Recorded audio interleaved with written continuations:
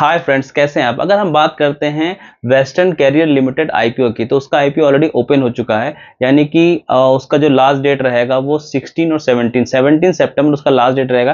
यानी 2 more days के लिए ओपन रहेगा ये आईपीओ। ये आईपीओ भी एक नॉर्मल आईपीओ यानी कि एसएमई आईपीओ नहीं है, तो इसमें भी हमें जो एक लॉट रहेगा उसका जो वैल्यू रहेगा अप्रोक्सीमेटली 15,000 से कम ही रहेगा। इस कंपनी की बात करते हैं तो 2011 में ये कंपनी स्टार्ट हुई थी। ये कंपनी एक लॉजिस्टिक कंपनी है जो मल्टी मॉडल में काम करती है, यानी कि रेल के थ्रू भी जाती है सामान को, रोड के थ्रू भी जाती है सामान को, एयर के थ्रू भी जाती है और सी के थ्रू यानी कि वाटर के थ्रू भी ये सामान को भी जाती है। अगर इसके फाइनेंशियल को देखते हैं तो बहुत ज़्यादा इंप्रेसिव फाइनेंशियल तो हमको नहीं नजर आते हैं। चलिए इसके सेल्स और प्रॉफिट के नंबर्स को हम देख लेते हैं।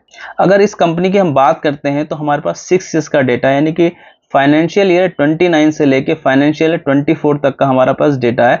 अगर हम उसके सेल्स की ग्रोथ देखें तो 20 में 3% की ग्रोथ ओनली, 21 में 4% की ग्रोथ, 22 में 33% की ग्रोथ जो कि अच्छी बोली जा सकती है।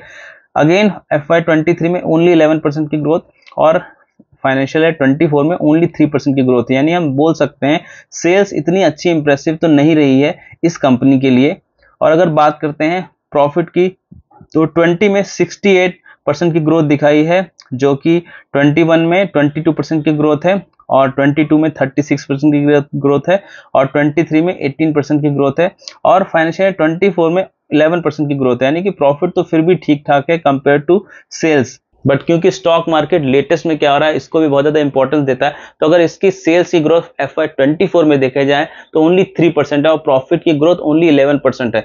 तो मेरे हिसाब से ये नंबर बहुत ज़्यादा इंप्रेसिव तो नहीं है। और हमारे पास अभी बहुत सी कंपनी है जो लॉजिस्टिक्स में इसी सेक्टर में काम करती है। हमारे पास डिलीवरी लिमिटेड है, टीवीएस लॉजिस्टिक्स है और भी बहुत सी कंपनी है। तो नॉर्मली जो आईपीओ 3 डेज के लिए ओपन रहता है, तो ऑलरेडी ये 1 डे के लिए ओपन हो चुका है। और अगर अभी इसके जीएमपी की बात करें जो कि बहुत ही इंपॉर्टेंट होता है लिस्टिंग गेन को अप्रोक्सीमेटली डिसाइड करने के लिए, वो अभी 33% चल रहा है।